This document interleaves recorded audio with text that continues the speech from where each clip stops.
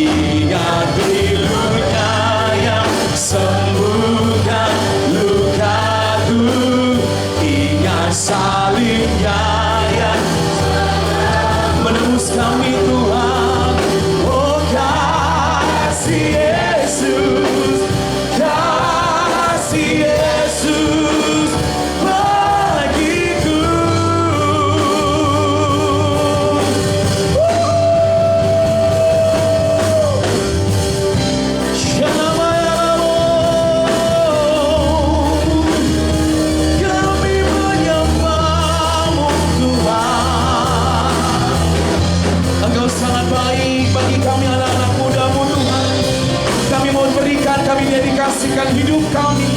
Masa muda kami hanya bagi-Mu Tuhan. Sebab kasih-Mu besar bagi kami. Terbakan kasih-Mu bebaskan aku. Kasih-Mu bebaskanku.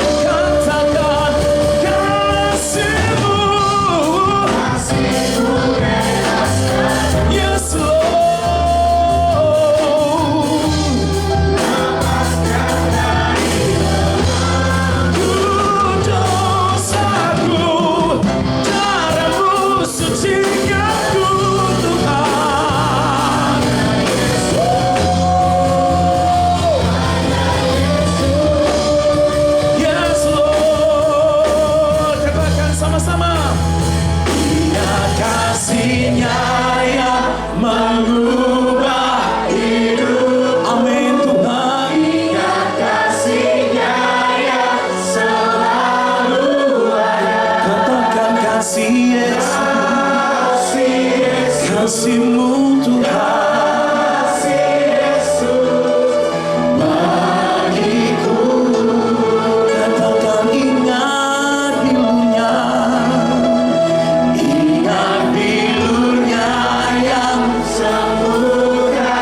Ingat salib-Mu Tuhan,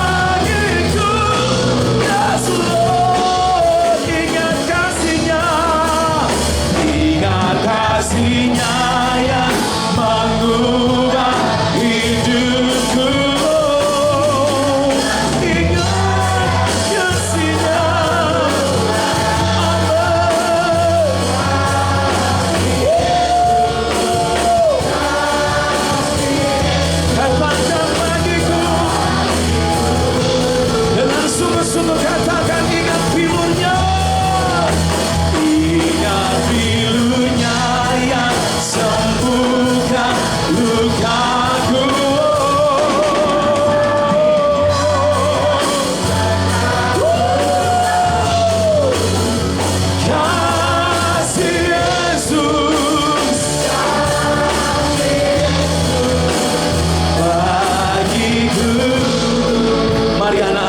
saja katakan, ingat kasih-Nya yang mengubah hidup. Amin Tuhan. Ingat kasih-Nya yang selalu ada. Kasih pengorbanan, bukti nyata kebaikan-Mu dalam kami, keselamatan daripada-Mu Tuhan.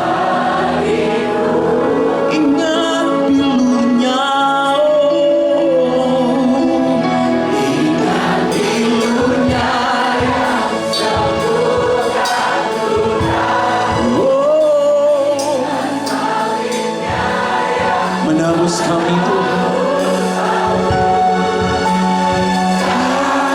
Kasih Yesus, kasih Yesus.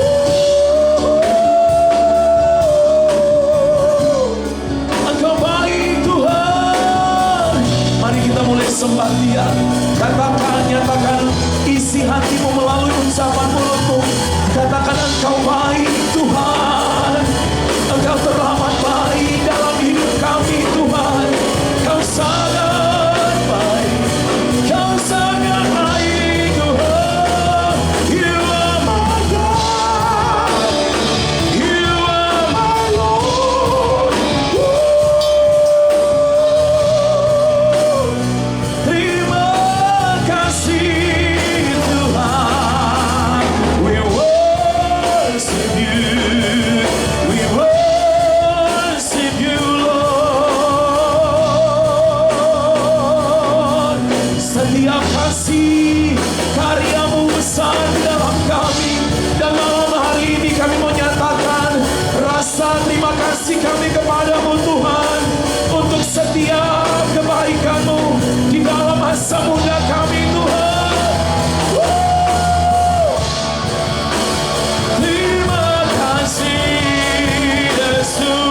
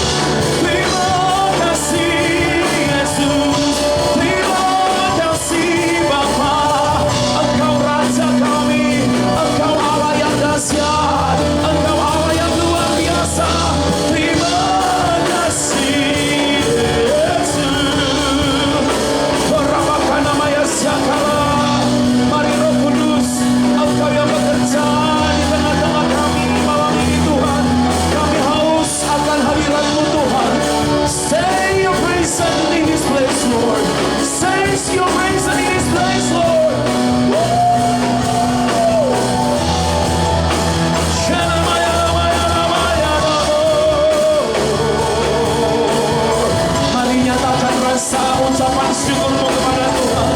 Nyatakan rasa terima kasihmu kepada Tuhan malam ini. Yes.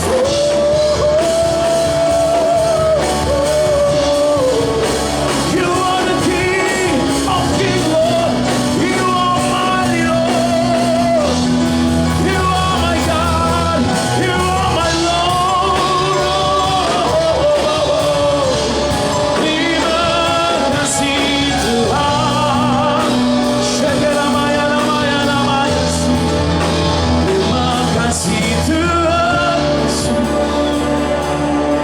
sangat baik. You are so good, Lord. You are so good, Lord. We thank you, Lord.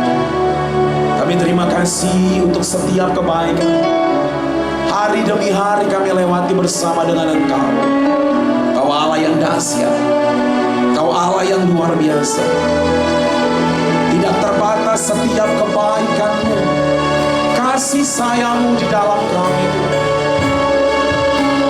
Hanya kami bisa naikkan rasa syukur kami kepada-Mu. Terima kasih. Syekina mata kalana. Jesus, Jesus, You are my God.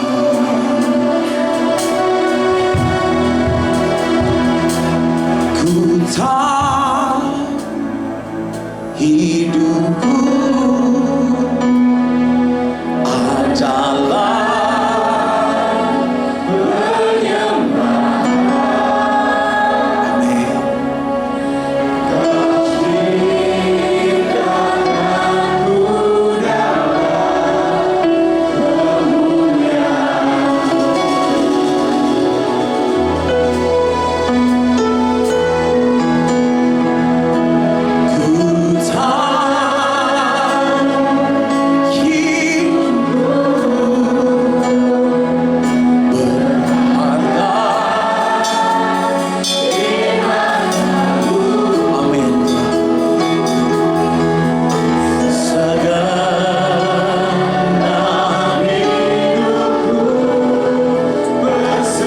sambil angkat kedua tanganmu sebagai tanda kau sayang sama Tuhan, katakan ku tahu, yes.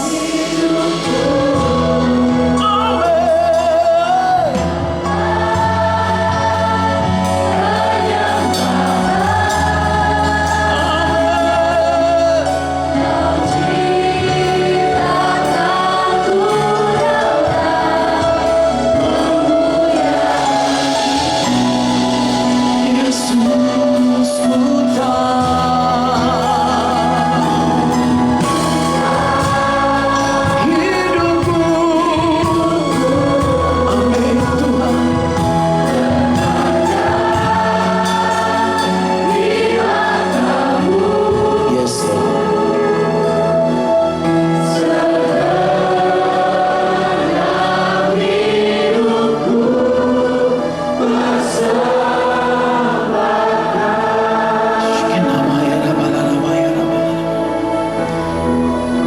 and the angels cry, holy, all creation cries, holy,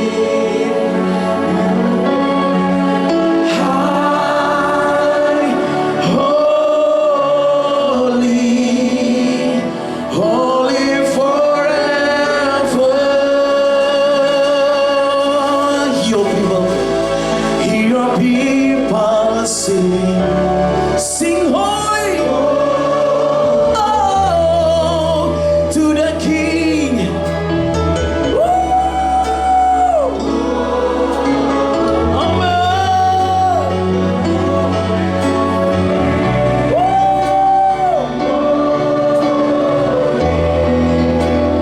Holy forever,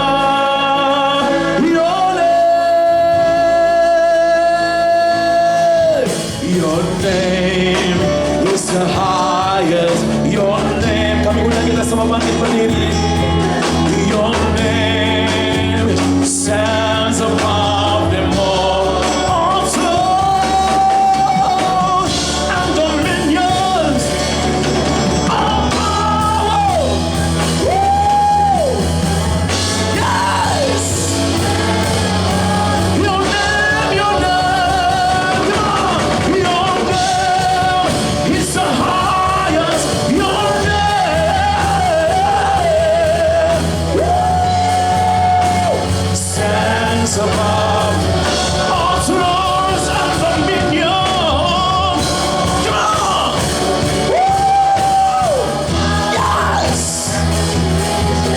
Your name stands above, and the angels cry. Come on, holy, all creations cry. You are holy, Lord. Yes, you are lifted high. Holy, holy forever. Hear your people sing holy. Hear your people sing. Yes, Lord. Bagimu Raja segala raja. Amen.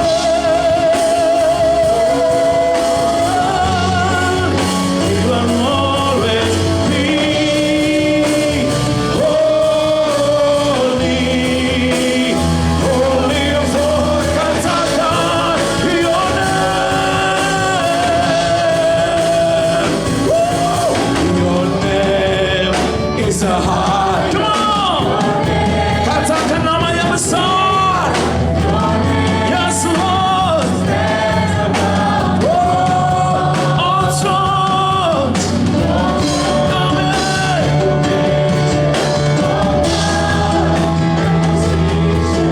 Your name stands. Sekali lagi terakhir katakan.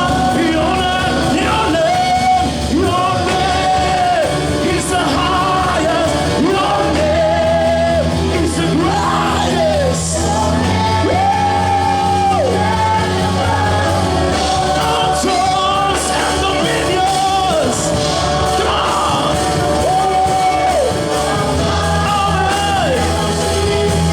Your name stands above them. Stands above them all. Stands above them all. Stands above them all. Stands above them all. Stands above them all. Stands above them all. Lagi. Stands above them all. Sorak-sorai. Haleluya. Saya mau melihat dari depan ini tangan-tangan anak-anak Tuhan yang bersuka cita malam ini. Sorakan kurang kencang unya. Sebelum kita memuji Tuhan, karena ini semuanya mayoritas anak-anak muda, katakan amin. Kita mau lompat sampai 3 kali sambil serukan haleluya. Yang setuju dengan saya katakan siap. Haleluya. 1, 2, 3.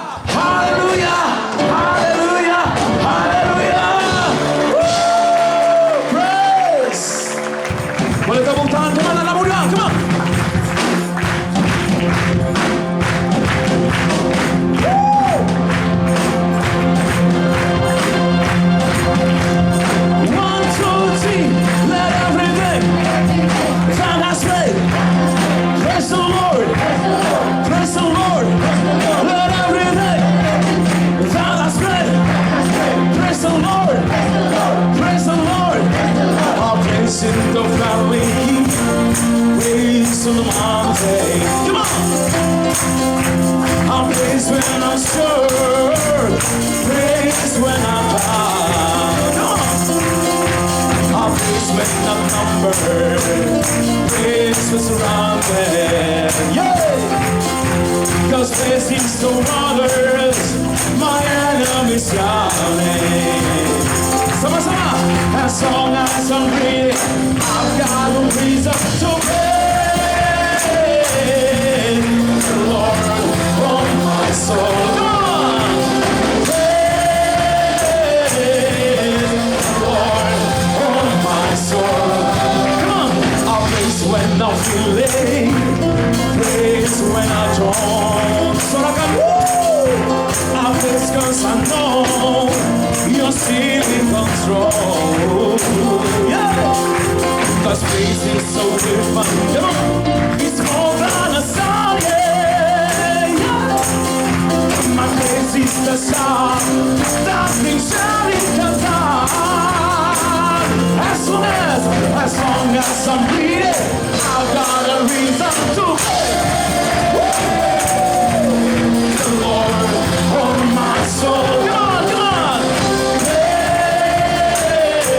Praise the Lord on my praise, praise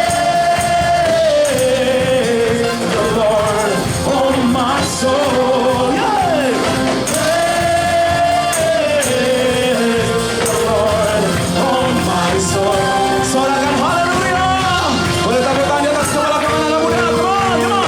Clap your hands, clap your hands, clap your hands, clap your hands. Come on. Our precious already. Press close to rain, press close to runs and they beat the grave. Our press close to faithful, press close to true, press close to nobody great. Our press close to rain, press close to rain, press close to rain and they beat the grave. Our press close to faithful, press close to true, press close to nobody great. Then you sing.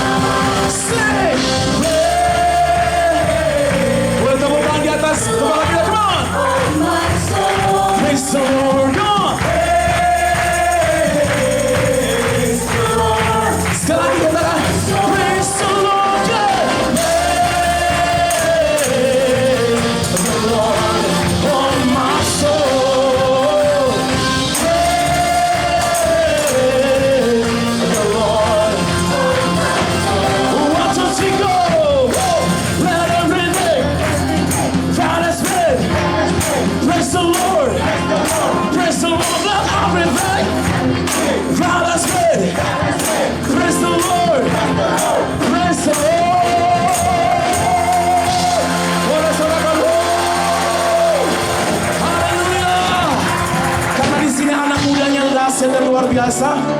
Saya ajak anak-anak muda yang maju ke depan. Ayo maju ke depan. Anak-anak muda yang mau maju ke depan. Ayo, ayo. Kita mau sama-sama nari. Anak-anak muda itu gak boleh jaim. Ya, oke. Anak muda itu biasanya ekspresi banget. Ya kan? Coba Bapak Ibu boleh diarahkan anak muda ke depan. Ayo maju, maju. Maju. Ayo, maju, maju. Ayo maju ke depan. Maju, maju. Ayo maju. Ayo maju, maju, maju lah, maju, maju, ayo maju, come on, ayo maju, maju, maju.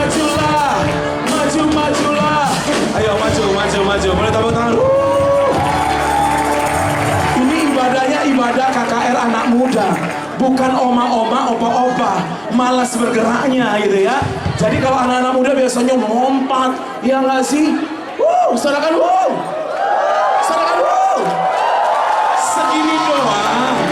segini doang, anak-anak muda Kosambi, segini doang.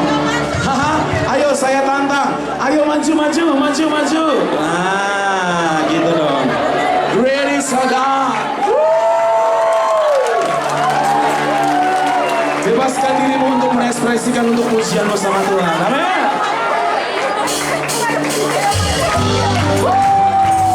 Sobat, kurang kencang.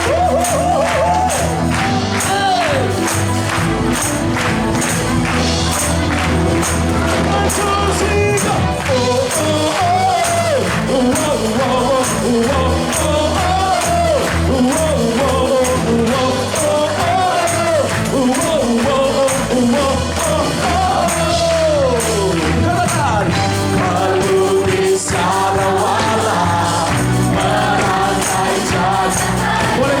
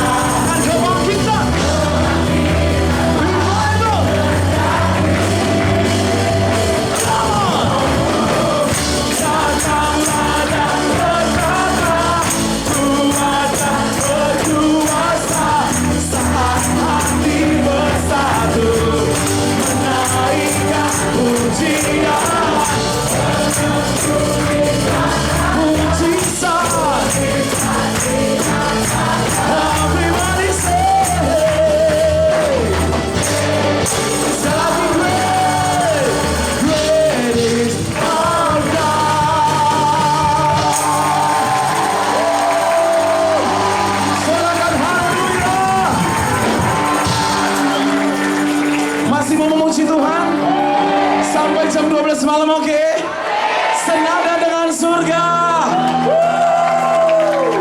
Ayo yang di belakangnya mau maju, ayo maju. Haleluya. Ayo. Come on.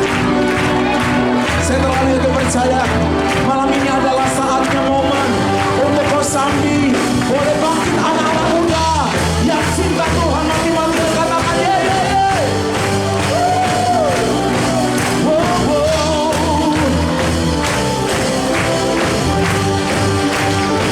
Sama-sama katakan Tuhan.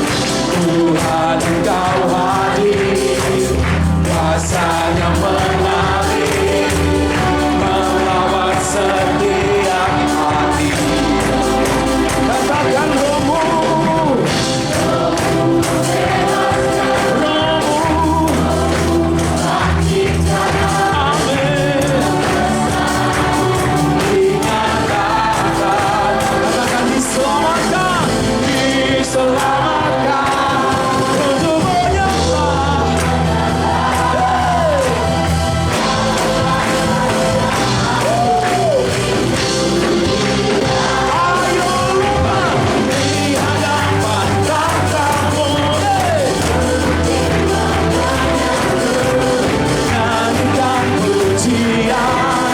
senada dengan surga, kami datang bersatu, memuji namamu,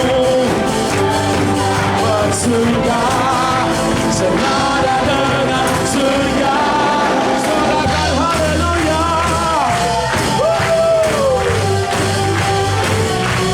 Kau yang baik Tuhan.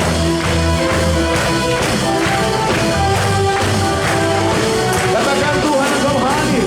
Tuhan Engkau hadir, kuasanya mengalir, melawat setiap hati.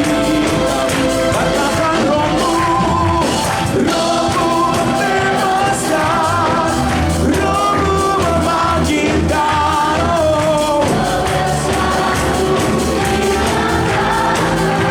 Katakan diselamatkan.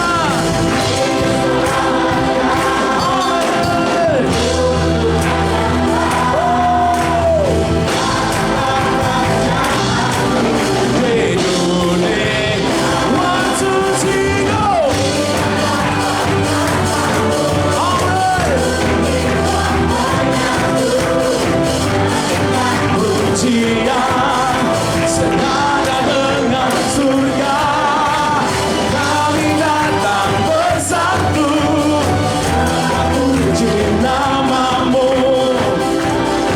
bersurga, yang surga. Musik memuji Tuhan, come on. Sungguh kasih setiamu besar dan dahsyat bagi kami Tuhan. Oh, haleluya.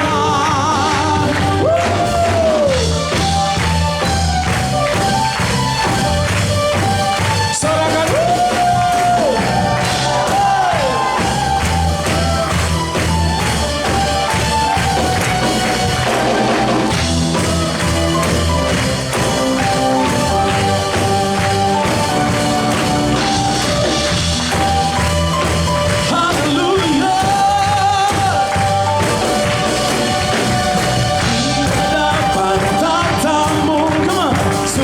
Jiwa menyatu, nyanyikan pujian, senada dengan surga.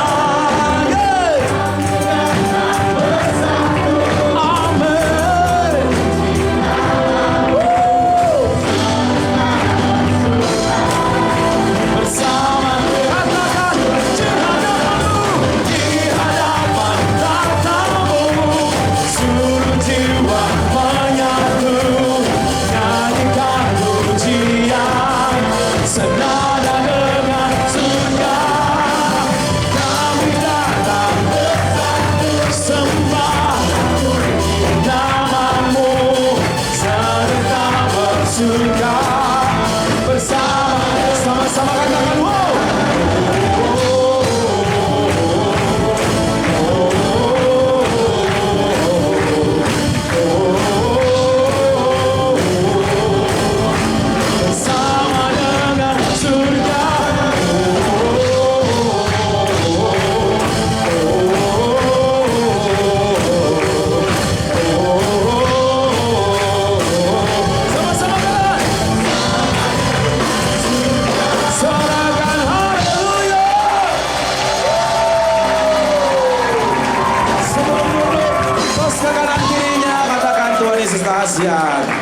Haleluya. Mau tetap berdiri di depan? Oh, silakan duduk kembali. Haleluya. Sorakan. Haleluya, puji Tuhan. Tiba saatnya kita akan segera mendengarkan firman Tuhan. Kami mau siapkan hati kami untuk kebenaran dan diisi oleh benih firman-Mu Tuhan. Kami rindu mendengarkan sama seperti Maria, duduk diam di bawah kaki-Mu ya Tuhan Yesus. Terima kasih Tuhan. Ku renungkan firman-Mu siang dan malam, ku pegang perintah-Mu dan ku lakukan. Engkau tahu ya Tuhan, tujuan hidupku hanyalah untuk menyenangkan hati-Mu.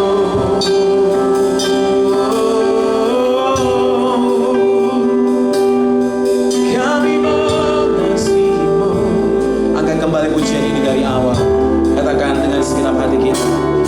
Aku mengasihi Engkau Yesus dengan segenap hatiku. Aku mengasihi Engkau Yesus dengan segenap jiwaku. Katakan ku renungkan firman-Mu siang dan malam, ku pegang perintah-Mu dan ku lakukan. Amin. Kau tahu ya Tuhan, tujuan hidupku hanyalah untuk menyenangkan hati-Mu. Angkat kembali pujian ini dari awal. Aku mengasihi. Aku mengasihi Engkau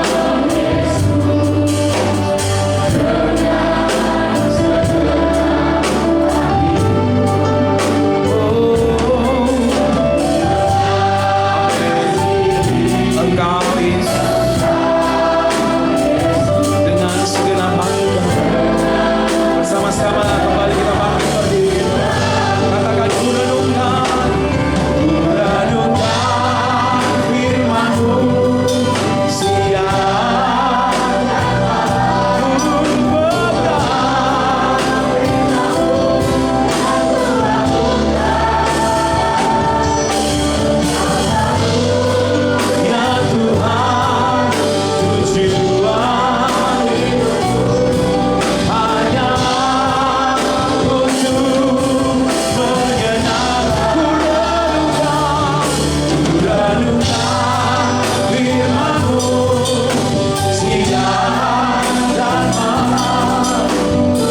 firman-Mu siang dan malam, ku pegang perintah-Mu dan ku lakukan. Kau tahu ya Tuhan, tujuan hidupku hanyalah untuk menyenangkan hati-Mu. Saya minta semua mata tertutup, angkat tanganmu tinggi-tinggi di hadapan Tuhan. Anda datang ke sini bukan nonton konser. Anda datang ke sini untuk berjumpa dengan Pencipta-Mu. Anda datang ke tempat ini untuk berjumpa dengan Juru Selamat yang begitu mengasihi engkau. Dia mati di atas kayu salib untuk engkau. Ambil beberapa detik ke depan, saudara. Rendahkan hatimu di hadapan Tuhan dan mulai katakan kepada Tuhan bagaimana engkau mengasihi Dia. Dengan kata-katamu sendiri. Come on, buka mulutmu. Katakan kepada Yesus betapa Dia berharga buat saudara. Setiap saudara yang ada di tempat ini, kau bukan anak gampangan. Dia menyebut engkau dengan namamu. Engkau berarti. Mungkin yang kau sedang hadapi adalah kesulitan kesulitan dalam hidupmu. Mungkin beberapa dari saudara mengalami identity crisis. But I'm here to tell you, Tuhan gak pernah pikir ulang tentang saudara. When He died on the cross, He died for your sins. Dia memanggil saudara personal, pribadi. So tell Jesus how much you love Him. Kasih tahu sama Tuhan Yesus, Tuhan, I need you. Alkitab berkata, barang siapa haus dan lapar pasti akan dipuaskan. Kalau engkau membutuhkan Tuhan pada malam hari ini, I'm telling you, malam hari adalah your moment with God. Aku berdoa, Tuhan, biar tidak ada satupun dari anak-anak-Mu yang akan pulang sama seperti mereka datang. And Lord, 1 jamahan dari Tuhan cukup buat kami. One moment with God can change our entire life. Bapak, aku berdoa malam hari ini, there is someone here, you are a girl, dan engkau sempat berpikir mau bunuh diri. Engkau sempat berpikir mau mengakhiri hidupmu. But I'm telling you tonight, engkau ada di sini gak kebetulan, tapi Tuhan ada untuk menjemput engkau dan berkata, ada pengharapan di dalam aku, ada jalan keluar di dalam aku, ada acceptance di dalam aku, bahwa engkau tidak berjalan sendirian. Samarebo Shataralamande. Come on, belajar berseru kepada Tuhan. Waktu engkau berseru kepada manusia, manusia tidak bisa menjawab engkau. Tapi waktu engkau berseru kepada nama Yesus, ada pertolongan di dalam nama Yesus, ada keselamatan di dalam nama Yesus, ada kesembuhan di dalam nama Yesus. Shamandereko tanaman syaralamandea rabakasete. Saya merasakan in my heart, ada seseorang kau capek di rumah, papa dan mamamu berantem terus, dan engkau berpikir untuk kabur dari rumah, tapi kau datang malam hari ini. Sebetulnya kamu gak mau datang, but God is reaching out to you. God is not done with your family. God can change things around. Come on, cry out to Jesus. Bapak, aku berdoa di kursi masing-masing anak-anakmu, biar kasih-Mu yang menjamah mereka saat ini juga. Bapak, aku berdoa setiap sampah yang kami bawa, we want to let go all the trash, we want to let go of all the rubbish in our life. Tapi aku berdoa biar setiap dari anak-anak-Mu hari ini, Tuhan, membawa pulang kemenangan yang dijamin di dalam nama Yesus. Aku berdoa anak-anak-Mu membawa pengharapan yang baru. Aku berdoa anak-anak-Mu membawa pengharapan yang baru. Amen. Aku berdoa anak-anak-Mu yang merasa hidupnya tidak berharga, tonight they will know bahwa mereka adalah pilihan Tuhan, bahwa hidup mereka bukan kecelakaan, tapi Engkau yang memanggil, memilih mereka. Alkitab berkata bahkan sebelum dunia ini dijadikan Tuhan, Engkau telah memilih setiap kami. Dan biar kami meresponi panggilan Tuhan, pilihan Tuhan dengan benar. Saya merasa Tuhan belum selesai bekerja, saya belum bisa apa, saudara. Angkat tanganmu, jangan nonton saya. You need Jesus. Kalau engkau berseru kepada nama Yesus, Dia hadir. Rohnya hidup, saudara. Rohnya hidup, saudara.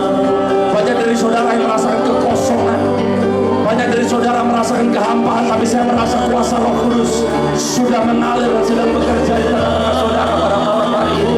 Aku berdoa di dalam nama Yesus, setiap depresi engkau harus pergi di dalam nama Yesus. Depresi harus pergi di dalam nama Yesus. Depresi harus pergi dan menyingkir di dalam nama Yesus. Tapi hari ini aku berdoa ada perjumpaan yang baru, perjumpaan yang belum pernah kami alami sebelumnya, perjumpaan yang belum pernah kami rasakan sebelumnya. Come on, berseru kepada nama Yesus. Lebro katile monsa, shabakatoro monde kita harebo sahariata, mereka tu nama harebo sharalabakan bile monso, shidaralabaketoro mondia. Jesus, we call upon your name, Jesus. We call upon your name.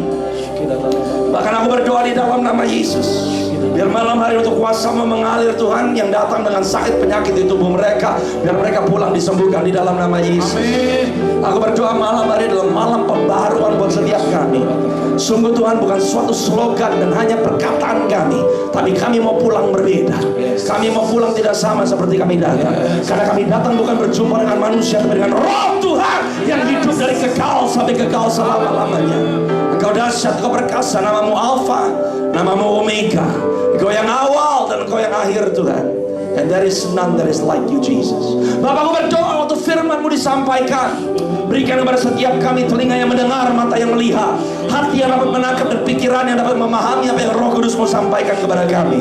Dan kami berdoa Engkau yang memampukan kami Tuhan untuk berjalan dan menghidupi yang menjadi janji-janji kebenaran firman-Mu. Bapakku berdoa di dalam nama Yesus, bahwa dari Kosambi akan bangkit anak-anak panah di tangan seorang pahlawan, anak-anak yang membawa dampak yang nyata di tangan komunitas mereka. Bapak, kami percaya bersama dengan Tuhan, perkara yang ajaib, yang mustahil itu menjadi mungkin. Bersama dengan Tuhan kami lakukan perkara-perkara yang besar. Berjalan bersama dengan Tuhan, apa yang belum pernah dilihat oleh mata kami, yang belum pernah didengar oleh telinga kami, yang belum pernah timbul di dalam hati kami, itu yang Tuhan sediakan bagi setiap kami yang mengasihi Engkau. Kami mengasihi Engkau Tuhan pada malam hari ini. Kami berdoa biar datang kerajaan-Mu, biar jadi kehendak-Mu di tengah-tengah kami, seperti di surga. Di dalam nama Tuhan Yesus yang siap mendengar firman Tuhan, mari sama-sama katakan.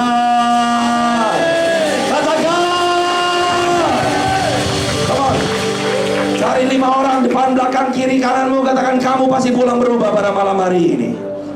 Come on, ngomong sama mereka, kamu pasti berubah malam hari ini. Haleluya. Praise the Lord. Silakan duduk dalam hadirat Tuhan saudara. Shalom. Selamat malam. Perkenalkan, nama saya Michael David Jeremiah Wijaya. Tahun ini saya umur 32 tahun. Saya seorang wakil gembala di gereja di Amerika Serikat, di kampung di pantai timur Amerika Serikat. Tapi saya lahir di Surabaya. Saya orang Indonesia asli dan saya mencintai bangsa Indonesia. Tahun depan Tuhan bawa saya kembali untuk pindah ke Indonesia. Tapi saya tinggal di Amerika sudah kurang lebih 22 tahun. Saya mengembalakan di Charlotte, North Carolina. Tahun ini 4 tahun saudara. Bukan gereja orang Indonesia, mayoritas kulit putih dan kulit hitam. Tapi my heart adalah untuk Asia Tenggara dan bangsa saya sendiri. Dan saya percaya di hari ke depan ada lawatan Tuhan yang akan datang di generasi saudara dan saya. Yang mau katakan amin. Saya mengalami perjumpaan dengan Tuhan waktu saya umur 12 tahun. Tepatnya tanggal Agustus 28 tahun 2003 jam 10 malam. Tempat lokasinya, tempat di mana saya berdiri saya nggak bisa lupa. Sebab saya mengalami perjumpaan dengan Tuhan selama 2 jam. Di situ hidup saya diubahkan. Saya datang dari keluarga di mana saya benci sekali sama papa saya, tapi Tuhan pulihkan, Tuhan sembuhkan, dan saya bisa bersaksi kepada saudara semua. Hari ini seisi rumah tangga, keluarga saya, papa, mama, adik saya semuanya melayani Tuhan. Berikan tepuk tangan buat Tuhan Yesus. Saya menikah di tahun 2021. Saya punya 2 anak perempuan. Yang pertama umur 2 tahun, yang kedua umur 6 bulan. Dan saya bersyukur kalau saya boleh berdiri di depan saudara semua. Saya mau kasih tahu bahwa apa yang Tuhan lakukan dalam hidup saya, Tuhan juga bisa lakukan dalam kehidupan saudara. Dan saya berdoa malam hari ini saudara menangkap firman Tuhan. Saya nggak usah diiringin keyboard, nggak masalah. Saudara, saya menerima undangan untuk bicara di KKR malam hari ini lewat seorang hamba Tuhan yang namanya Pastor Dave. Saya belum pernah berjumpa dengan Pastor Dave, tapi saya diberitahu bahwa Pastor Dave meninggal beberapa hari yang lalu secara tiba-tiba. Doa saya untuk Pastor Dave dan keluarga khususnya, dan juga gereja lokal komunitas di mana beliau, saya percaya dihargai dan dikasihi. Tapi saya bersyukur kalau diberikan kesempatan untuk melayani saudara semua dengan kebenaran firman. Saudara, mungkin banyak dari anak-anak muda di sini kau datang ke gereja. Saya diberitahu bahwa KKR ini diadakan per 3 bulan. Tapi saya bisa rasakan di dalam hati saya banyak dari saudara yang nggak pengen ada di sini sebetulnya. Banyak anak-anak muda datang ke gereja karena dipaksa. Saya selalu katakan bahwa kalau saudara datang ke gereja dan Anda nggak mengalami Tuhan, Anda lebih baik nonton bioskop. You are having more fun. Sekarang gereja dipenuhi dengan orang-orang yang nggak mau di sini sebetulnya. Saya mau beritahu sama saudara, banyak orang yang bertanya sama saya, bagaimana kita bisa melihat kebangunan rohani di anak-anak muda. Bukan acaranya harus diperbagus.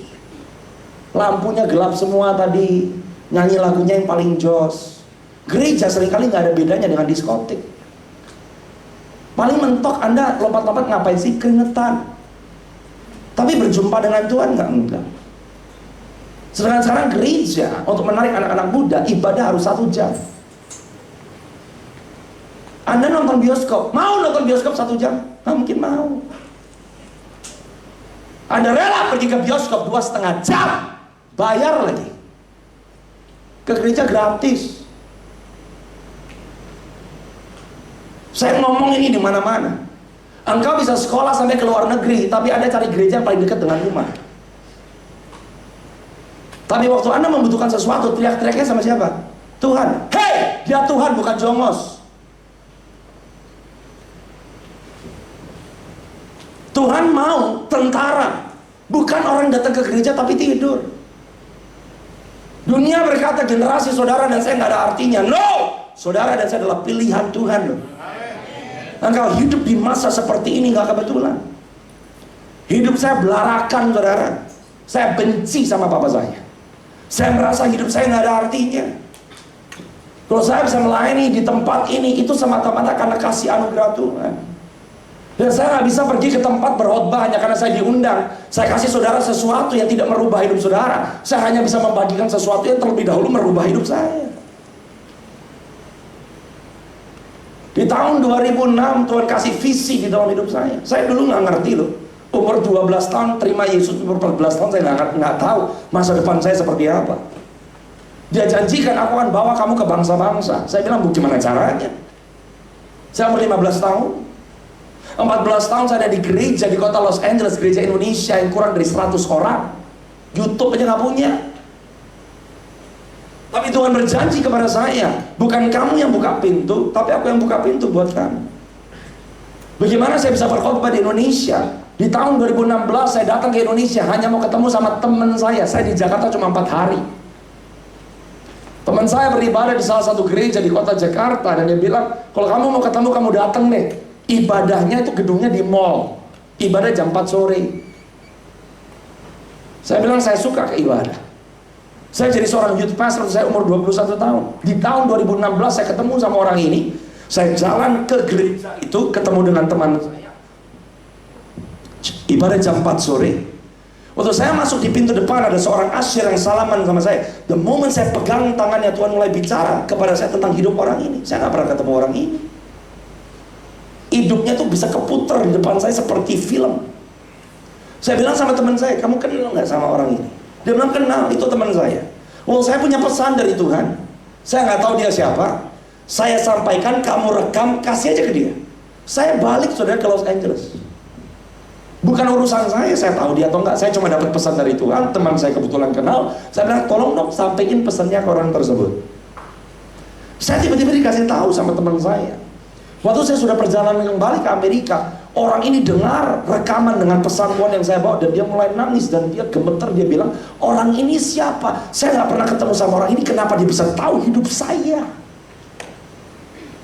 Long story short, Tuhan jamah orang ini. Rekamannya sampai ke gembalanya.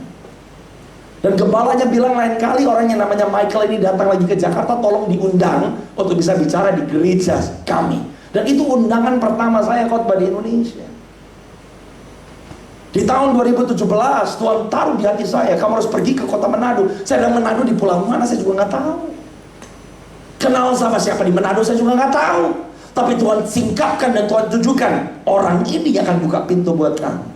Dan saya bisa saksikan kepada saudara bulan Desember 2018 saya injakan kaki di Manado pertama kalinya. Ada tugas yang saya bawa dan di situ pelayanan saya mulai Tuhan buka pintunya. Saya melayani sampai ke Sangir Talaut, salah satu pelayan paling kecil di Indonesia. Saya KKR 2 malam, di malam kedua dukun-dukun ada di belakang mau bunuh saya. Tapi saya mau saksikan kepada saudara bahwa kuasa yang Anda dan saya miliki di dalam Kristus Yesus. Waktu firman Tuhan berkata, roh Tuhan yang ada di dalam saudara dan saya lebih besar dari semua roh yang ada di dunia ini. Itu nyata, saudara. Kalau saya ikut Tuhan tapi saya nggak ngalamin apa-apa dengan Tuhan, ngapain ikut Tuhan? Kalau Anda mau kaya, tinggalkan Yesus. Cepat Anda kaya kalau Anda tinggalkan Yesus.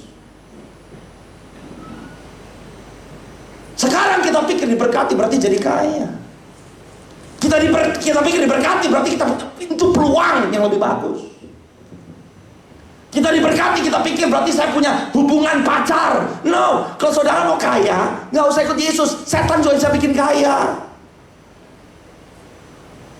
Anda mau masa depannya di dunia berhasil, hey, nggak usah ikut Yesus. Setan juga bisa kasih, tapi setan tidak bisa memberkati. Setan bisa bikin kaya, bisa. Setan bisa bikin terkenal, bisa. Setan bisa bikin berkuasa, bisa. Tapi setan tidak bisa memberkati. Apa itu berkat? Berkat bukan cuma saudara terima apa yang kau mau, tapi berkat adalah Anda mengalami perjumpaan dengan sang pemberi berkat tersebut yang mengerti. Katakan amin. Sebab dia sayang dengan saudara. Satu perjumpaan yang saya alami dengan Tuhan merubah hidup saya. Dia kasih saya pengharapan waktu saya butuh pengharapan. Istri saya itu teman SD dari umur 7. Saya bisa saksikan sama saudara bahwa waktunya saya menikah, Tuhan pertemukan saya dengan istri saya. Saudara kenal, 23 tahun saya kenal dia. Tapi Tuhan membuat segala sesuatu yang indah pada waktunya. Sekarang Anda kalau datang ke gereja, Anda gak cuma untuk hanya memenuhi supaya ibadahnya kelihatan full. Tapi kalau Anda gak mengalami perubahan dengan Tuhan, engkau gak melihat hidupmu makin lama makin dibawa masuk dalam rencana Tuhan. Ngapain ke gereja? Berapa banyak orang Kristen, anak-anak muda di dalam gereja yang bisa berkata, aku mau jadi suami yang baik, aku mau jadi istri yang baik. Nggak banyak. Karena sekarang datang ke gereja, pendeta cuma bisa ngomongnya apa? Ya doa aja lu. Tapi gereja tidak membawa jawaban yang nyata kok. Kita ngelakuin rutinitas hari Minggu, mau ada kuasa nggak ada kuasa, yang penting jalan aja tata cara ibadah. Banyak ibadah jalan tapi nggak ada Roh Kudus di sana. Punya duit bisa profesional, bisa ngomong, Anda bisa buka YouTube, cari bahan materi khotbah, nggak selesai seumur hidup. Apa yang dunia butuhkan? Bukan acara yang baru, bukan cara yang baru. Yang dunia butuhkan tetap sama, kuasa. Katakan sama-sama dengan saya, kuasa. Katakan sama-sama dengan saya, kuasa. Dan kuasa itu ada di mana? Di dalam saudara. Sekarang kita doa hanya sebatas minta. Siapa bilang doa itu cuma minta? Orang cuma bisa doa makan, doa tidur, berkati sekolahku, berkati pekerjaanku, berkati tangan. Hei, permintaan itu cuma salah satu bagian dari doa.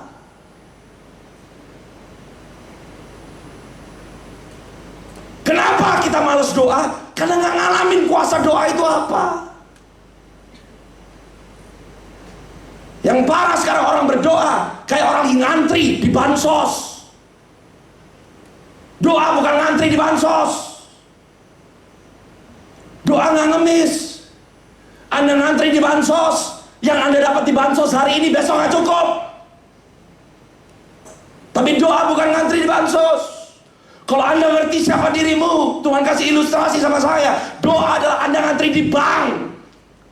Waktu Anda ngantri di bank, Anda nggak bertanya duitnya ada atau enggak. Waktu Anda ngantri di bank, Anda nggak deg-degan. Saya mau beritahu, di dalam Kristus Yesus, saudara punya bank, rekening. Siapa yang buka? Bapa Sorgawi. Jaminannya siapa? Yesus Kristus. Waktu engkau mengerti identitasmu, kamu nggak ngemis, tapi kamu bisa dengan yakin tahu dan percaya bahwa Bapakku menyediakan segala keperluanku. Bahkan sebelum aku minta, sudah disediakan oleh Tuhan. But do you know how to pray? Saya mau challenge saudara. Anda sudah ada di gereja, tapi sudahkah engkau mengalami perjumpaan dengan Tuhan? Banyak orang hanya ke gereja karena pelayanan. Saya mau kasih tahu, aktif belum tentu hidup.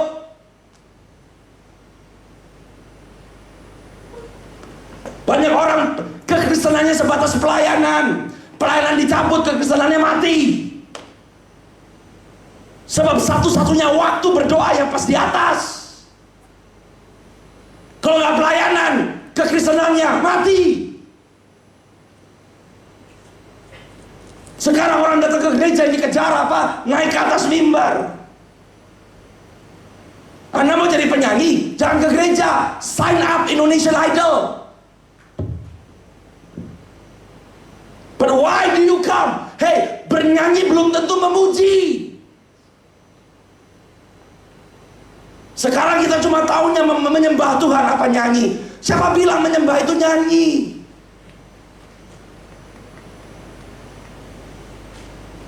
Mohon maaf ya, saya nggak tahu saya bisa ketemu sama saudara kapan lagi, saya nggak tahu. Tapi malam hari ini saya mau kasih sama saudara berita baik, bahwa Tuhan memilih saudara. Tapi kalau engkau mau berjalan dengan Tuhan dan you serious with God, jangan permainkan Tuhan. Saudara dan saya tidak pernah disuruh Tuhan ke gereja. Gak ada ayat firman Tuhan yang suruh ke gereja. Tapi Alkitab berkata saudara harus jadi gereja.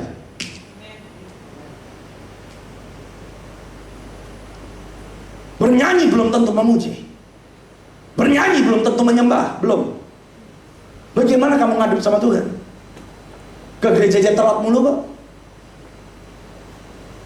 Bagaimana pakaianmu menghadap Tuhan? Saya senang anak-anak muda lompat. Tapi kalau kita cuma taunya lompat, tapi kita nggak tahu menghormati Tuhan, Anda lagi menyembah Tuhan loh. Anda cuma zumba. Bedanya zumba di dalam gereja. Kenapa saya berani ngomong seperti ini? Karena saya menyaksikan kuasa Allah. Saya alami manifestasi kuasa Allah, dan itu merubah. Kalau Anda berjalan dengan Tuhan, hidupmu nggak akan sama lagi. Saya mau beritahu, berjalan bersama Yesus itu bukan mungkin menang, mungkin kalah. Pasti. Katakan sama-sama dengan saya, pasti. Katakan sama-sama pasti. Alami itu. Tuhan nggak pernah janji bahwa berjalan bersama Dia Anda nggak akan ngalamin masalah, Anda nggak alami perkara yang sulit. Tapi di tengah-tengah badai sekalipun Anda nggak perlu takut bahaya, sebab Dia jaga dan Dia sertai saudara. Saya mau beritahu, kalau Anda berjalan bersama dengan Yesus, kemenangan lepas kemenangan akan engkau alami. Dan saya bersyukur dari saya umur 12 tahun sampai saya sekarang umur 32 tahun, 20 tahun saya ikut Yesus. Saya lihat dengan mata kepala saya sendiri betapa Tuhan tidak pernah ingkar janji. Dia tidak pernah lalai. Dia selalu membela saudara. Orang bisa gagal tapi Tuhan nggak bisa gagal. Orang bisa meninggalkan saudara tapi Dia tidak pernah meninggalkan saudara. Orang bisa lupa sama saudara tapi Tuhan tidak pernah lupa sama saudara. Yang mengerti katakan amin. Yang mengerti katakan amin. Buka sama-sama dengan saya Yohanes pasal 5.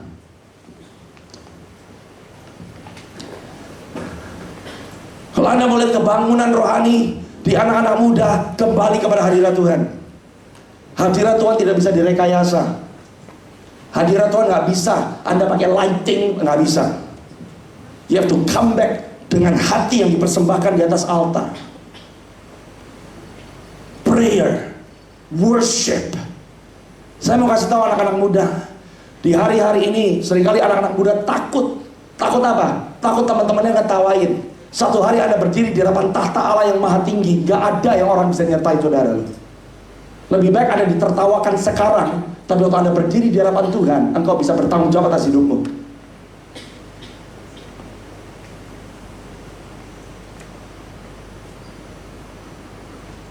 Yohanes pasal 5. Saya mau cerita sama saudara. Firman merubah. Sekarang orang bisa baca khotbah lewat Google. Anda bisa baca buku. Tapi waktu roh Tuhan ada di dalam engkau, maka roh Tuhan akan menyingkapkan kepada saudara hal-hal yang tidak bisa dimengerti dengan otak ini.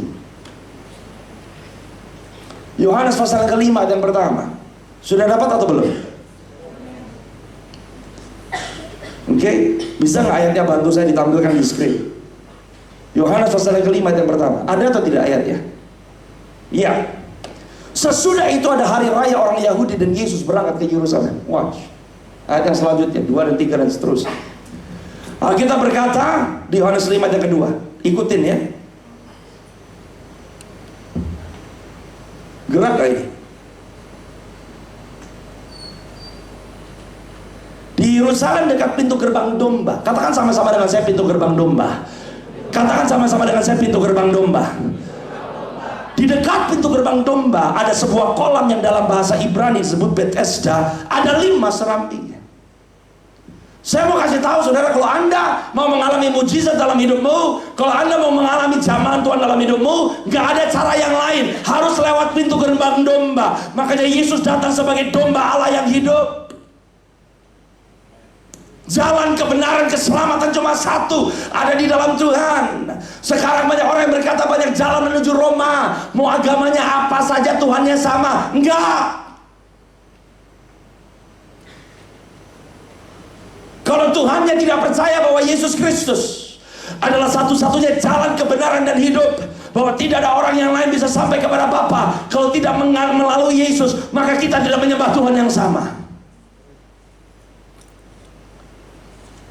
Kalau saudara bisa mengalami Tuhan, Anda bukan berjumpa hanya dengan salah satu dari Tuhan-Tuhan yang ada. He is the only way. Dia satu-satunya jalan buat hidupmu.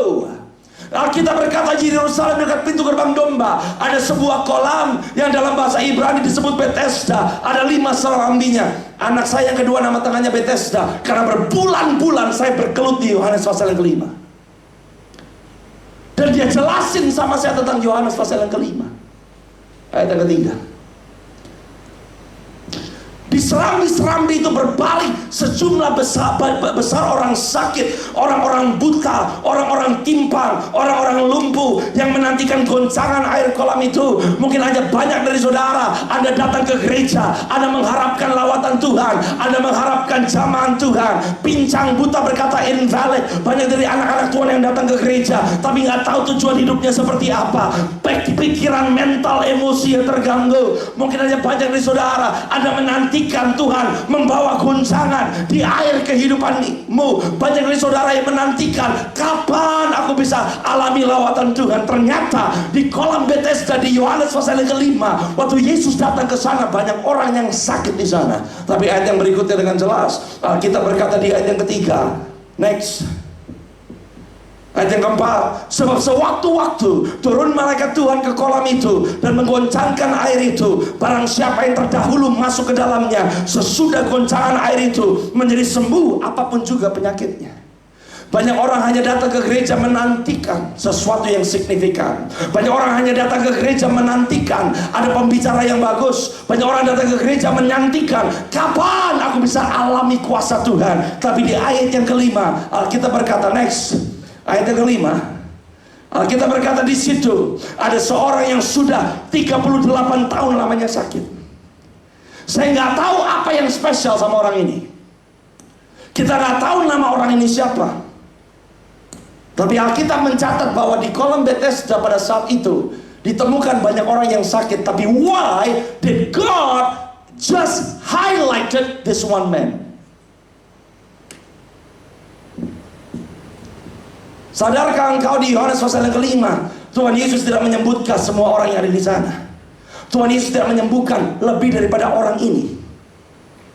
Saya mau kasih tahu sama saudara, ada banyak orang yang menantikan sesuatu signifikan terjadi. Ada orang yang coba mencari mujizatnya. Ada orang-orang yang mencari dengan upayanya sendiri. Kalau sampai saudara melayani berharap karena Anda melayani Tuhan memberkati, salah motivasinya kenapa Anda melayani. Banyak orang berpikir aku ke gereja, kalau aku nggak ke gereja aku takut dikutuk sama Tuhan. Kalau aku nggak datang ke gereja aku nanti nggak diberkati sama Tuhan. Kalau Anda datang ke gereja karena Anda takut Tuhan nggak memberkati, motivasimu datang ke gereja salah.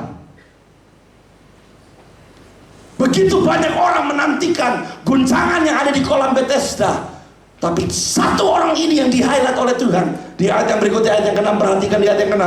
Ketika Yesus melihat orang itu berbaring di situ, dan karena ia tahu bahwa ia telah lama dalam keadaan itu, berkatalah ia kepadanya, maukah engkau sembuh? Watch this. Saya mau kasih tahu, waktu Tuhan pilih saudara, dia nggak pilih random. Waktu Tuhan pilih saudara, dia nggak tunggu saudara, tapi dia menghampiri saudara. Banyak orang mencoba mencari mujizatnya sendiri. Banyak orang mencoba mencari jalan keluarnya sendiri. Tapi malam hari ini saya mau kasih tahu sama saudara, Tuhan yang datang kepada saudara dengan spesifik. Dia menyebut namamu, dia menyebut namamu bahkan sebelum engkau dijadikan di dalam rahim ibumu. Dan saya mau kasih tahu buat setiap anak-anak muda di tempat ini, ada destiny ilahi yang menanti saudara di dalam Kristus Yesus. Terus saya baca ayat yang ke-6, saya bilang gak make sense. Orang yang berapa tahun yang sudah terbaring di sana sakit bertahun-tahun dia ada di sana. Waktu Yesus berjumpa dengan orang ini, maka Yesus berkata kepadanya, maukah engkau sembuh? Saya bilang, ngapain Tuhan Yesus nanya maunya? Ya iyalah pasti mau sembuh. Kalau Yesus berkata, maukah engkau makan? Aneh. Kalau Yesus berkata, maukah engkau rumah? Aneh. Udah jelas orang ini sakit. Udah jelas orang ini timpang. Udah jelas orang ini lumpuh. Bertahun-tahun dia nantikan guncangan air di kolam Bethesda. Tapi waktu Yesus datang ke orang ini, dia berkata, maukah engkau sembuh? Dan saya tanya sama Tuhan, kenapa Tuhan harus tanya maukah engkau sembuh? Bukankah jawabannya ya pastilah, mau apa lagi? Tiba-tiba Tuhan bicara sama saya seperti ini. Banyak orang datang ke gereja, banyak orang mencari Tuhan, tapi nggak tahu kalau dirinya sakit. Banyak orang meminta kepada Tuhan tapi nggak tahu apa yang diminta. Makanya banyak orang mencari, kalau aku bisa dapat pasangan, kalau aku punya pacar, mungkin aku bahagia, tapi Anda nggak bahagia. Waktu aku punya pekerjaan yang lebih baik, mungkin aku bahagia, tapi Anda nggak bahagia. Waktu aku punya rumah yang lebih besar, mungkin aku bahagia, tapi Anda nggak bahagia. Mungkin ada beberapa dari saudara, engkau mengalami sakit di dalam rohmu, engkau nggak tahu apa yang kau minta. Engkau berpikir kalau aku dapatkan A, maka aku bahagia. Kalau aku dapatkan B, maka aku bahagia. Tapi Yesus sedang bertanya kepada saudara, maukah engkau sembuh? Jawaban orang ini membuat saya pusing. Ayat yang ke-7, kita berkata di ayat yang ke-7, jawab orang sakit itu kepadanya, Tuhan, tidak ada orang yang menurunkan aku ke dalam kolam itu apabila airnya mulai goncang, dan sementara aku menuju ke kolam itu, orang lain sudah turun mendahului aku. Jawabannya nggak cocok. Kalau Tuhan Yesus tanya, maukah engkau sembuh? Jawaban yang normal, jawaban yang logika seharusnya apa, saudara? Mau. Titik.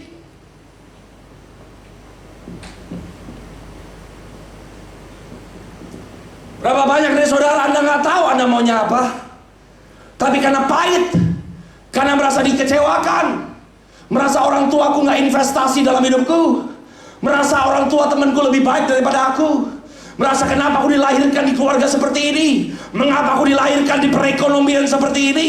Orang ini sakit, waktu ditanya mau sembuh, dia nggak jawab mau, dia kasih alasan. Gara-gara itu tuh, gara-gara itu tuh. Gara-gara gue diduluin terus, orang nyerobot. Padahal jawabannya simple. Jawabannya seharusnya apa? Mau. Tapi dia gak jawab mau loh. Yang dia keluarin apa? Sakit hati, kepahitan. 38 tahun menanti di sana, tapi ternyata orang ini pahit. Mungkin ada beberapa dari saudara, waktu Anda datang kepada Tuhan, kalau sampai Tuhan mau bertanya sama engkau pada malam hari ini, apa yang kau mau? Anda nggak bisa jawab. Banyak orang pahit di sini. Banyak orang datang ke gereja, tapi padahal benci sama Tuhan. Mungkin ada beberapa dari saudara Anda kecewa sama Tuhan. Ada beberapa dari saudara Anda yang sudah nggak datang ke gereja lama. Anda dikhianati oleh teman-teman sepelayanan. Anda merasa gereja isinya orang tipu semua. Saya mau kasih tahu, kalau ada manusia mengecewakan saudara, kenapa Anda tinggalinnya Tuhan? Yang bodoh bukan orang yang mengecewakan saudara, saudara yang bodoh. Kalau Anda tahu bahwa dia juru selamat yang mati buat saudara, manusia bisa mengecewakan engkau, orang yang paling dekat bisa mengecewakan engkau, pendeta bisa mengecewakan engkau, gereja bisa mengecewakan engkau, tapi Yesus tidak bisa mengecewakan engkau. Tuhan tahu orang ini butuhnya apa. Orang ini yang nggak tahu. Ternyata yang dia butuhkan bukan hanya sakitnya sembuh sebelaka. Saya kasih tahu tadi, iblis tidak bisa memberkati saudara. Dia cuma bisa kasih apa yang kau mau. Anda mau kaya, iblis bisa kasih kaya. Tapi hanya Yesus yang tahu kedalaman hatimu. Dia tahu yang kamu perlu apa. Dia tahu yang kamu butuhkan apa. Orang ini komplain, gara-gara orang lain gua begini, gara-gara orang lain gak peduli gua seperti ini. Mungkin saudara menyalahkan orang lain. Mungkin kau salahkan ayahmu sendiri, mungkin kau salahkan ibumu sendiri, mungkin kau salahkan keadaanmu sendiri. Tapi malam hari ini saya mau beritahu sama saudara, Tuhan datang menghampiri setiap saudara. Kalau kau mau mengulurkan tanganmu malam hari ini, menjadi malam yang merubah hidup saudara, kau akan pulang dari tempat ini tidak sama seperti kau datang yang mau. Katakan amin. Perhatikan ayat yang berikutnya. Saya cuma cerita loh ini saudara. Kata Yesus kepadanya, watch. Saya mau kasih tahu kalau Tuhan Yesus sayang sama saudara, demi saudara, karena gara-gara orang ini Yesus mau dibunuh.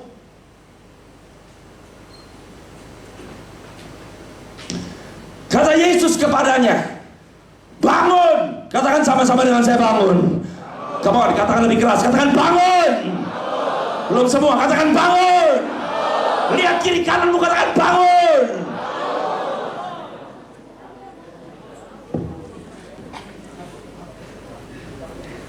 Yang kedua, angkat tilammu. Yang ketiga, berjalan. Watch. Waktu saya pelajari tilam ini bukan ranjang. Tilam ini semacam kardus. Tilam ini cuma semacam koran. Tilam ini bukan ranjang. Kalau di zaman modern kayak kardus.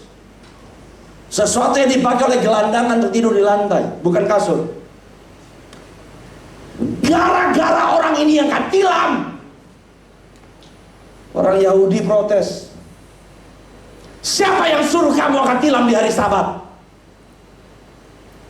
Orang ini lupa, nggak tahu tuh namanya Yesus. Dia bilang nggak tahu. Tadi ada orang yang suruh angkat tilam. Karena orang Yahudi protes. Hari Sabat ngapain lu bawa-bawa tilam? Karena orang ini bawa tilam, bermasalah. Saya tanya sama Tuhan, kenapa sih Tuhan nggak cuma ngomong kayak begini? Bangun, berjalanlah. Gampang kan? Itu tilam juga bukan barang berharga loh. Itu tilam bukan kasur loh. Itu tilam bukan ranjang loh. Saya tanya sama Tuhan, kenapa harus diangkat? Saya mau beritahu sama saudara, tolong perhatikan baik-baik.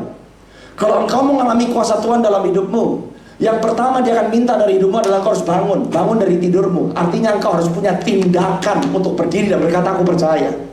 Tapi banyak orang yang seringkali terjerat dengan masa lalunya. Kita memegang sesuatu seperti tilam itu. Kita pikir kalau kita bawa kesakitan kita, kalau kita bawa masa lalu kita, kita bisa hidup membawa rasa pahit itu. Pahit itu menjadi sesuatu yang kita nggak bisa lepaskan. Tapi kalau Tuhan mau merubah kehidupan seseorang, dia nggak cuma saudara suruh bangun, tapi dia akan rubah cara pola berpikir saudara. Dia akan rubah cara saudara pandang hidup saudara. Dia akan rubah mentalitas saudara. Kenapa Anda penting ada di dalam rumah Tuhan? Rumah Tuhan bukan hanya tempat Anda datang beribadah, tapi di dalam rumah Tuhan engkau dididik ulang. Di dalam rumah Tuhan engkau menerima wahyu yang baru, engkau menerima nilai-nilai yang baru. Di dalam rumah Tuhan engkau ditransformasi.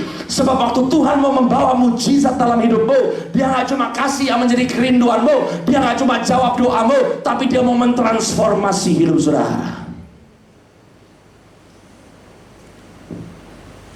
Yesus bilang, bangun, angkat tilammu. Dan apa yang berikutnya orang ini harus lakukan? Jalan. Kalau kamu berjalan berarti kamu punya tekad. Kalau malam hari ini kamu mau Tuhan mengintervensi hidupmu, kalau kamu nggak mau hidupmu sama lagi, kamu harus punya tekad malam hari kamu bangun dari tidurmu. Kamu bangun dari keenggananmu. Kamu izinkan Tuhan ambil tilam itu. Kamu izinkan Tuhan transformasi hidupmu. Dan mulai malam hari ini kamu harus mulai berjalan.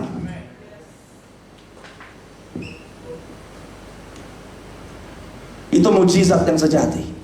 Waktu saya pelajari kata dosa, saudara tahu kata dosa itu bahasa aslinya di bahasa Ibrani artinya apa? Meleset sasaran. Waktu hidupmu meleset sasaran, waktu kamu nggak tahu tujuan hidupmu apa, waktu kamu nggak tahu kenapa kamu diciptakan, waktu kamu hidup hanya biasa-biasa saja. Tuhan nggak mau saudara hidup biasa-biasa saja. Saya mau kasih tahu sama saudara, untuk setiap saudara dan saya ada tujuan ilahi dalam hidupmu. Ada rencana Tuhan yang besar dalam hidupmu. Kapan kita mulai merasa down? Waktu Anda mulai bandingkan tujuan hidupmu dengan orang lain. Siapa yang suruh?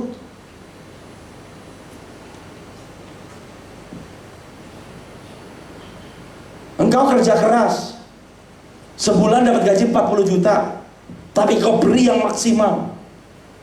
Engkau jadi berkat, bosmu diberkati dengan 40 juta yang kamu terima satu bulan. Kalau kamu terus bandingkan dirimu sama Bill Gates atau Elon Musk, apa yang kamu pegang akan selalu kecil di matamu.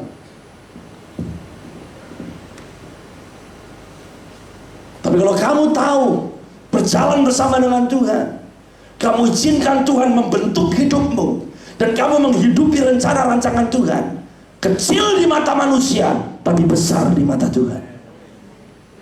Saudara pernah baca di Alkitab orang yang dikasih 1 talenta, 2 talenta sama 5 talenta? Yang 5 talenta jadi 10, betul? Yang 2 talenta jadi 4, betul? Itu maksimum atau minimum? Coba dipikir, matematika. 2 jadi 4, 5 jadi 10, maksimum atau minimum? Minimum. Kamu punya 5. Kalau kamu kembangkan 5-5-nya, minimum jadi berapa? 10. 5 jadi 500, itu baru luar biasa besar. Tahu gak sih Tuhan lagi ngomong apa? Tuhan gak minta yang muluk-muluk. Yang satu bego, dia bandingkan dirinya dengan yang punya 2 dan yang punya 5. Padahal kalau yang satu mengembangkan apa yang dia punya, minimum jadi 2, berkenan di mata Tuhan. Tuhan gak akan pernah minta dari saudara apa yang tidak ada padamu. Dia kalau mau bikin mujizat, dia selalu mulai dengan apa yang ada padamu. Jangan anggap remeh hidupmu. Sekecil apapun kamu pikir hidupmu, waktu kamu serahkan kepada tangan Tuhan yang besar, Tuhan sanggup melakukan perkara yang ajaib. Yang mengerti katakan amin. Yang mengerti katakan amin. Saya berdoa malam hari ini bangkit tentara Tuhan. Apa yang Tuhan lakukan dalam hidup saya, dia bisa lakukan lebih dahsyat di hidup saudara. Asal malam hari ini kau berkata yes Lord. Saya percaya panggilan Tuhan ada atas banyak dari saudara. Dari tadi saya masuk ke ruangan ini, saya merasa bahwa banyak dari saudara akan bangkit sebagai hamba-hamba Tuhan yang dahsyat. Biar malam hari ini merubah hidupmu. Kuncinya bukan dirimu, tapi kepada siapa engkau menempelkan dirimu. Kuncinya bukan dirimu atau dirimu, tapi siapa yang hidup di dalam dirimu dan diriku. Yang mengerti katakan amin. Yang mengerti katakan amin. Tuhan ambil resiko loh. Saya lanjutin ya. Nanti saya kasih sama saudara satu ayat lagi. Saya mau kasih tahu mujizat yang Tuhan mau lakukan dalam hidup saudara itu seperti apa. Ayat yang ke-9, perhatikan, dan seterusnya. Dan pada saat itu juga sembuhlah orang itu. Lalu ia mengangkat tilamnya dan berjalan, tetapi hari itu adalah hari Sabat. Ayat yang berikutnya terus dilanjutkan 10 dan seterusnya. Karena itu orang-orang Yahudi berkata kepada orang yang baru sembuh itu, hari ini hari Sabat dan tidak boleh kau memikul tilammu. Ini saya mau kasih tahu, banyak anak-anak muda stuck sama agama. Anda ketemu sama agama kayak begini caranya. Seringkali yang menahan anak-anak muda bangkit itu siapa sih? Orang-orang agamawi. Tuhan ngomong sama saya beberapa bulan yang lalu, Goliatkah kamu untuk Daud-Daud di akhir zaman ini? Orang agamawi gak bisa merayakan kebaikan Tuhan. Yang mereka tahu cuma pola. Gua terbiasanya begitu. Yang Tuhan lagi cari di akhir zaman bukan anak-anak muda yang agamawi. Yang kamu kejar bukan jadi kepala, divisi anak muda lah, apalah. No, waktu roh Tuhan ada di dalam engkau, dimanapun Tuhan tempatkan kamu, di sekolahmu, di keluargamu, di pekerjaanmu, Tuhan akan buat kamu berhasil. Di situ kamu bersaksi, ikut sama aku. Kenapa? Aku ikut Yesus yang benar. Bersama dengan Yesus hidupmu pasti berubah. Biasa, orang agama lewat orang sembuh, nggak bersuka cita. Orang agamawi nggak peduli ada mujizat. Yang mereka tahu cuma, ngapain lo angkat tilam? Sabat. Ayat yang berikutnya, ayat 11. Akan tetapi yang menjawab mereka, nih orang ini lupa, orang yang telah menyembuhkan aku, dia yang mengatakan kepadaku, angkatlah tilammu dan berjalanlah. Dia lupa loh. Kalau saya jadi Yesus, aman, ya enggak? Orang-orangnya lupa kok, aman dong. Tapi ayat yang berikutnya, orangnya lupa. Ayat yang ke-12. Terus mereka bertanya kepadanya, siapakah orang itu yang berkata kepadamu, angkatlah tilammu dan berjalanlah? Terus lanjutin. Tetapi orang yang baru sembuh itu tidak tahu siapa orang itu, sebab Yesus telah menghilang ke tengah-tengah orang banyak di tempat itu. Ini nih karakternya Yesus nih. Kesembuhan ilahi terjadi, Yesus gak stay di situ. Nih lihat nih, gua bikin mujizat. Lihat nih, lihat mujizat. Woi,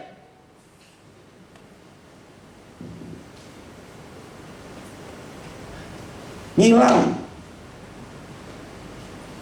Kalau dia jamah hidup saudara, yang mau dia rubah di dalam saudara bukan hanya Anda menerima sesuatu yang baik, tapi dia mau jadikan Anda seperti dia. Dan untuk bisa rendah hati itu butuh proses. Tuhan mau lakukan perkara yang dahsyat di tengah-tengah saudara di akhir zaman ini.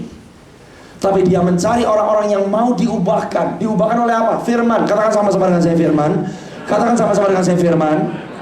Di dalam rumah Tuhan. That's why you go to church. Kalau Anda datang ke gereja dan Anda bukan hanya datang menghadiri sebuah ibadah, tapi waktu Anda masuk ke ruangan, Anda angkat tanganmu dan Anda berkata, Blessed be the name of Jesus. Anda menyembah Tuhan dengan sungguh-sungguh. Maka di tengah-tengah pujian, Anda udah dilawat oleh Tuhan. Sekarang orang punya mentalitas salah. Datang ke gereja, tenang aja pastor, khotbahnya belum mulai. Pujian penyembahan lebih penting daripada khotbah. Khotbah Anda dengerin orang, tapi kalau memuji menyembah Tuhan, Anda berurusan langsung dengan Tuhan. Tapi kalau nggak ngerti itu, di tengah-tengah pujian penyembahan lu bisa kayak begini.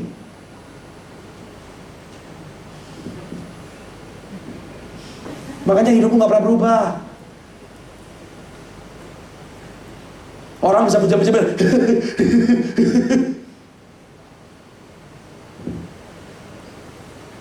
mohon maaf, karena saya mau kasih tahu sama saudara, dia hidup dan dia merubah hidup saudara. Anda bisa masuk ke dalam hadirat yang engkau angkat tangan dan berkata, Tuhan engkau baik, I love you Lord. Di situ dia jawab. Apa yang dunia ini butuhkan? Bukan semakin banyak aktivitas Kristen. Dunia membutuhkan manifestasi kuasa. Dunia membutuhkan hadirat Tuhan. Dan hadiratnya nyata lewat siapa? Lewat saudara. Yang mengerti katakan amin. Yang mau katakan amin. Ayat yang berikutnya. Kemudian Yesus bertemu. Ya, udah lupa, udah bagus dong. Kenapa didatengin lagi sama Yesus?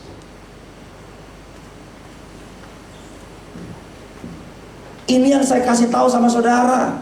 Kalau dia jamah hidupmu, dia nggak cuma mau kasih apa yang Anda mau. Untuk Tuhan menjawab doamu itu terlalu gampang.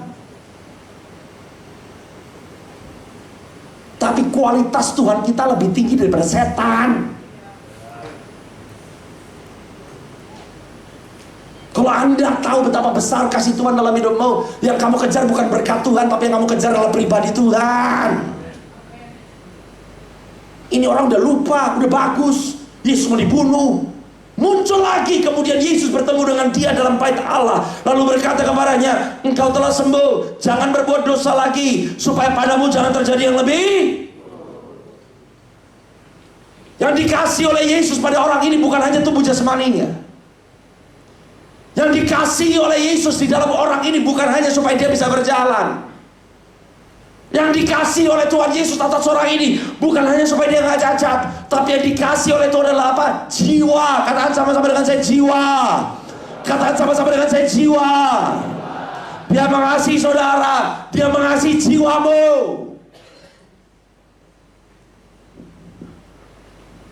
Kalau kamu tahu itu, terlalu mudah dia menyembuhkan, terlalu mudah dia memulihkan, terlalu mudah dia memberikan, tapi dia mau, yang dia rindukan adalah jiwamu. Sekarang orang ini tahu itu Yesus. Ayat yang berikutnya, bukan yang mengucap syukur, orang ini menikam Yesus dari belakang. Saya tanya, orang ini tahu nggak kalau Yesus lagi dikejar-kejar gara-gara nyuruh dia ngangkat tilam? Kalau dia punya rasa terima kasih sama orang yang nyembuhin dia nggak buka mulut dong. Betul nggak? Tapi apa yang pertama dilakukan sama orang ini? Buka mulut.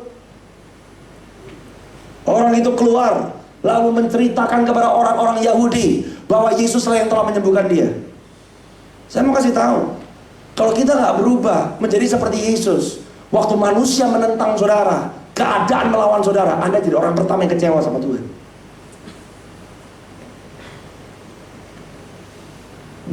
Ayat yang berikutnya, tapi Alkitab berkata, dan karena itu orang-orang Yahudi berusaha menganiaya Yesus karena ia melakukan hal-hal itu pada hari Sabat. Yang dia mau rubah adalah hatimu. Yesus datang kembali ke orang ini karena dia sayang sama jiwanya. Meskipun resiko yang Yesus terima adalah gara-gara orang ini dia mau dibunuh, gara-gara orang ini dia dibenci sama semua orang Yahudi. Mukjizat yang terbesar dalam hidup saudara dan saya adalah untuk mengenal siapa dia dan menjadi seperti dia. Itu the goal of your life. Saya mau kasih tahu, kalau saudara menjadikan Yesus segala-galanya, apa yang dia sediakan buat saudara jauh melampaui apa yang saudara bisa bayangkan untuk dirimu sendiri. Yang mau katakan amin, saudara. Yang mau katakan amin, saudara. Saya mau cerita sama saudara. Anda perhatikan ya, the next thing that happened. Tadi kita buka sama-sama dari Yohanes pasal yang ke-5. Sekarang masuk ke Yohanes pasal yang ke-6. Satu pasal yang berikutnya. Setelah itu saya mau tantang saudara, saya mau berdoa. Waktu Anda nanti kita berdoa, setiap kali kau memanggil nama Yesus, Dia mendengar doamu. Hari ini saya berdoa, jangan pusingin sebelah kiri kananmu. Dia mau ngetawain lu, terserah. Tapi you make your choice with God. Kamu mau berurusan dengan Tuhan gak? Satu urusan saya dengan Tuhan. 28 Agustus 2003 merubah hidup saya. Baru Anda bisa nyanyi, hanya Kau milikku di surga. Tiada yang kuingini di bumi, hanya Engkau Tuhan. Yang ku andalkan hanya kekuatan-Mu. Satu hal yang pasti dan tetap selamanya, Allah sumber kuatku. Saya mau saudara semua jadi orang-orang yang menang. Generasi saudara dan saya akan menjadi orang-orang yang mengalami kuasa kemuliaan Tuhan yang belum pernah dialami sebelumnya. Dan Dia mau pakai saudara. Yohanes 5, Anda lihat waktu Tuhan menyelamatkan seseorang, apa yang terjadi. Sekarang lihat di Yohanes yang ke-6. Satu mukjizat yang paling dahsyat dan luar biasa, waktu Tuhan memberi makan 5.000 orang laki-laki, belum menghitung wanita dan anak-anak. Saya mau kasih tahu sama saudara, waktu Dia lakukan mukjizat dalam hidupmu, di Yohanes 5 kita belajar bahwa yang Dia rindukan adalah jiwamu, perubahanmu. Dia nggak cuma mau berkati saudara, Dia mau Anda mengalami perjumpaan dengan Dia. Di Yohanes yang ke-6 saudara, mujizatnya ternyata bukan orang banyak dikasih makan. Itu bukan mujizatnya. Sesudah itu Yesus berangkat ke seberang danau Galilea, yaitu danau Tiberias. Lanjutin. Orang banyak berbondong-bondong mengikuti Dia karena mereka melihat mujizat-mujizat penyembuhan yang diadakannya terhadap orang sakit. Banyak orang datang ke gereja hanya mau nonton. Tuhan Yesus gak tertarik sama crowd. Tuhan Yesus gak tertarik sama jumlah orang banyak. Ngapain orangnya banyak tapi penonton semua?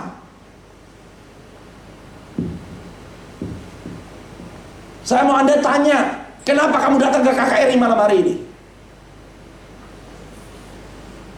Mungkin kau datang karena diajak teman. Mungkin kau datang karena kepaksa. Tapi I have news for you, God wants to touch you. Satu perjumpaan dengan Tuhan merubah hidupmu. Orang banyak datang karena mereka suka nonton mujizat. Mereka suka orang sakit yang sembuh. Mereka suka melihat Tuhan mendemonstrasikan kuasa Tuhan. Ayat yang berikutnya. Dan Yesus naik ke atas gunung, duduk di situ dengan murid-muridnya. Ini mujizatnya. Waktu orang banyak datang berbondong-bondong kepada Yesus, Tuhan Yesus tidak terlena karena banyak orang. Apa yang Yesus lakukan waktu banyak orang datang, berbondong-bondong datang kepada Dia? Dia naik ke atas gunung. Dan Dia duduk sama siapa saudara? Dia duduk sama siapa saudara? Murid-muridnya. Tuhan gak mau kamu cuma jadi pengikut Kristus, Dia mau kamu jadi murid Kristus. Dia bawa murid-muridnya naik. Kalau Anda baca Matius, Markus, Lukas, dan Injil, setiap kali Yesus naik ke atas gunung, apa yang Yesus lakukan? Apa yang Yesus lakukan?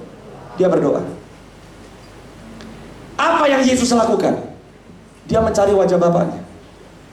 Waktu orang banyak berbondong-bondong datang kepada Yesus, apa yang Yesus lakukan? Dia kasih praktek hubungannya dengan Bapa. Dia perlihatkan ke murid-muridnya. Saya kasih tahu sama saudara mujizatnya apa ya. Mau tahu mujizatnya apa? Mau tahu mujizatnya apa? Ayat yang berikutnya. Perhatikan ayat yang berikutnya. Dan Paskah, hari raya orang Yahudi sudah dekat. Lanjut, ayat yang kelima dan seterusnya. Ketika Yesus memandang sekelilingnya dan melihat bahwa orang banyak berbondong-bondong datang kepadanya, berkatalah Ia kepada Filipus, di manakah kita akan membeli roti supaya mereka ini dapat makan? Ayat yang berikutnya di ayat yang ke-6. Ternyata hal itu dikatakan untuk mencuai Filipus, sebab ia sendiri tahu apa yang hendak dilakukannya. Kalau Anda cuma ikut ke gereja, kalau Anda cuma ikut Tuhan karena ikut-ikutan, kalau Anda cuma datang ke gereja karena ikut-ikutan, maka apa yang saudara lihat dengan mata kepalamu hanya kemustahilan. Yesus tanya sama Filipus, kita punya duit gak?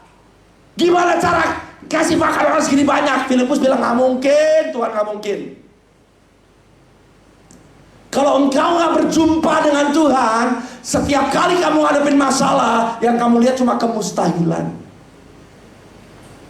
Kalau kamu gak berjumpa dengan Tuhan, setiap kali kamu lewat pergumulan, yang kamu lihat cuma gak mungkin. Ayat yang selanjutnya. Jawab Filipus, roti seharga 200 dinar nggak cukup. Sekalipun masing-masing mau yang kecil. Seringkali kita tuh kayak begitu.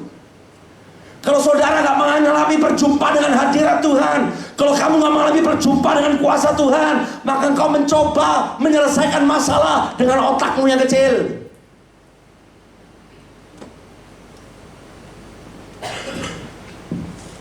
Ayat yang selanjutnya, tiba-tiba satu murid lagi, namanya Andreas, saudaranya Simon, berkata kepada Yesus. Ayat yang ke-9, apa yang Andreas katakan kepada Yesus? Andreas ngomong seperti ini. Di sini ada seorang anak mempunyai 5 roti jelai, 2 ikan. Tetapi apakah artinya itu untuk orang sebanyak ini? Kalau kamu gak mengalami perjumpaan dengan Tuhan, gak cuma kamu yang lihat cuma kemustahilan. Tanpa perjumpaan dengan Tuhan, maka apa yang kamu lihat adalah selalu kekurangan dan keterbatasanmu. Berapa banyak dari saudara yang seringkali minder, merasa kurang layak, merasa kurang bagus, merasa kurang bisa, merasa gak punya apa-apa. Tanpa perjumpaan dengan Tuhan, gak cuma Anda lihat kemustahilan, tapi Anda hanya akan melihat keterbatasanmu. Filipus hanya melihat kemustahilan, Andreas hanya melihat keterbatasannya. Tapi apa yang Yesus katakan? Yesus berkata kepada murid-muridnya di ayat yang berikutnya, apa yang ada padamu? Apa yang ada di tanganmu hari ini itu cukup untuk Tuhan. Waktu Yesus mengambil 5 roti dan 2 ikan, Dia katakan kepada murid-muridnya, suruh setiap orang duduk.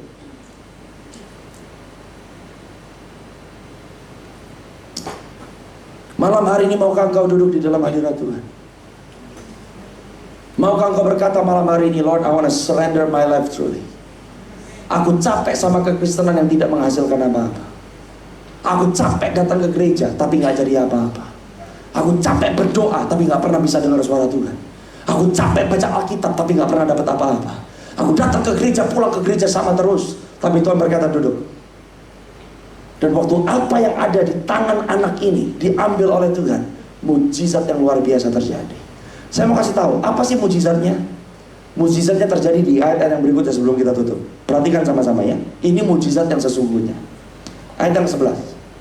Setelah Tuhan Yesus suruh semua orang duduk, lalu Yesus mengambil roti itu, mengucap syukur, membagi-bagikannya kepada mereka yang duduk di situ. Demikian juga dibuatnya dengan ikan-ikan itu sebanyak yang mereka kehendaki. Watch this. Waktu engkau memposisikan hidupmu benar di mata Tuhan, waktu Tuhan memberkati engkau, Dia nggak cuma memberkati apa yang menjadi kebutuhanmu, tapi Dia melimpahkan apa yang menjadi kebutuhanmu. Dia nggak cuma kasih yang menjadi kebutuhanmu, tapi Dia jawab kerinduan hatimu.